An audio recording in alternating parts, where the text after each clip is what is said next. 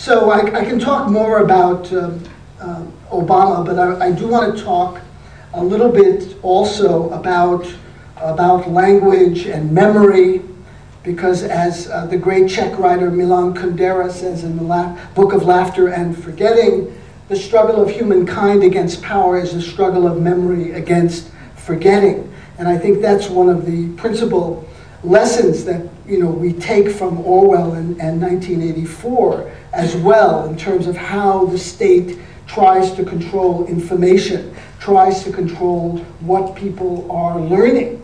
And so that is something that poses grave threats to democracy. And you have this inverted language of war is peace, freedom is slavery, ignorance is strength. These are all quotes from 1984. Who controls the past controls the future. Who controls the present controls the past. You have this wonderful statement here. Everything faded into mist, that is to say, history. The past was erased. The erasure was forgotten. The lie became the truth. Or take this. All that was required of the proles, the working class, all that was required of them was a primitive patriotism which could be appealed to whenever it was necessary to make them accept longer working hours or shorter rations.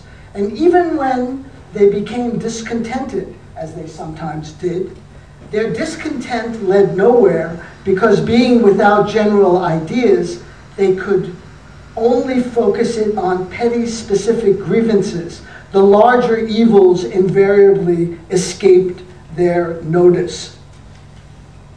I was interested to see in this morning's Calgary Herald an editorial called Clearing the Fog, in which the term oil sands is repeated by my count no less than 7 or 8 times.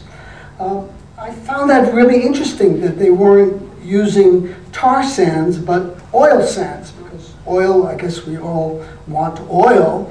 Tar, gee, doesn't that smell? Isn't that like gucky, sticky, yucky stuff? It's hard to extract, and ducks and other animals die in them when they dive into these tailing ponds all over. Sorry? Pardon? 8? They said we got 1 time. Well, whatever the number is. I thought it was actually, according to someone I interviewed yesterday who's written a book on the topic, tar sands, by Andrew Nikiforuk. An excellent book, by the way. I hope the library has it. He's a Calgarian, an Albertan, and he said that the number was actually over 1,500. Whatever it is, it's there. And so there's the, from the Calgary Herald, obviously a very erudite editorial staff, they say the environment matters. Whoa, breaking news. These dudes are heavy. I mean, you have to appreciate this, the insight here. The environment matters. However, we should, of course, trust whom in the care to be stewards of our environment here in Alberta, or in, the world's second largest democracy. Shell, Imperial Oil, Suncor, and all of the other corporations, which curiously met in the Hyatt Regency. I don't want to drop names here, but I was in the Hyatt Regency the other day. And I looked on the bulletin board of meetings, and here was a group calling itself the Oil Sands Innovation Alliance.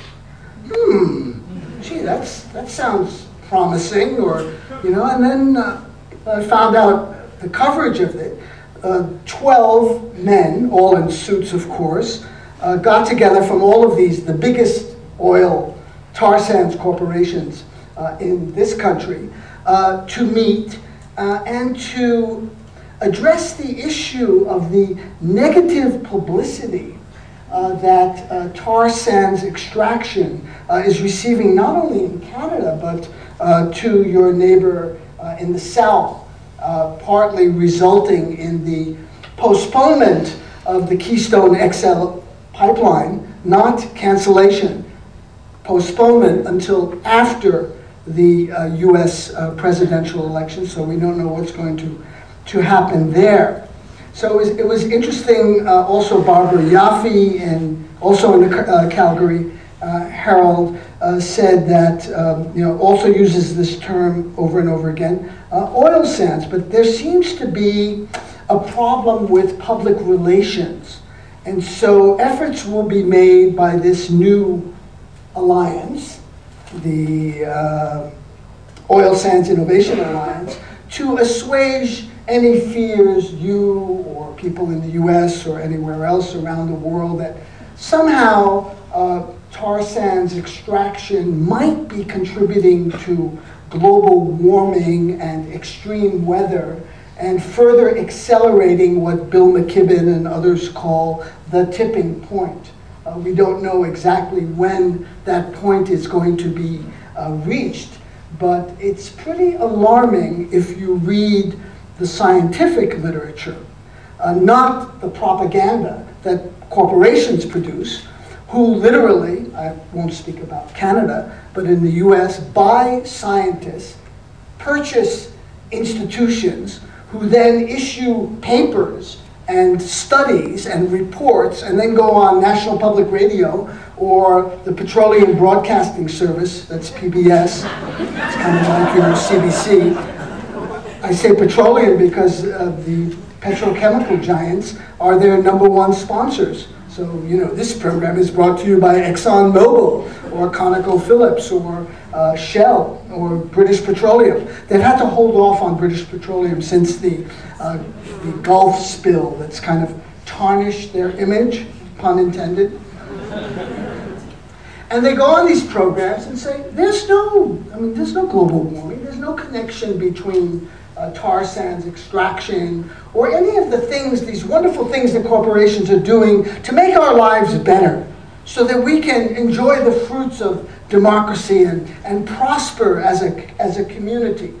This is called, in the US it's called greenwashing, it's also called astroturfing, creating false experts, creating false institutions to sow seeds of doubt into the political discourse. And so people who do know more about, the Maple Leafs haven't won the Stanley Cup playoffs in 45 years, or the Calgary Flames haven't won it in 24 years, but they don't know that, there's all of this important, pretty much universally acknowledged to be accurate information about what's happening with greenhouse gases, and that fossil fuel is the #1 generator of greenhouse gases.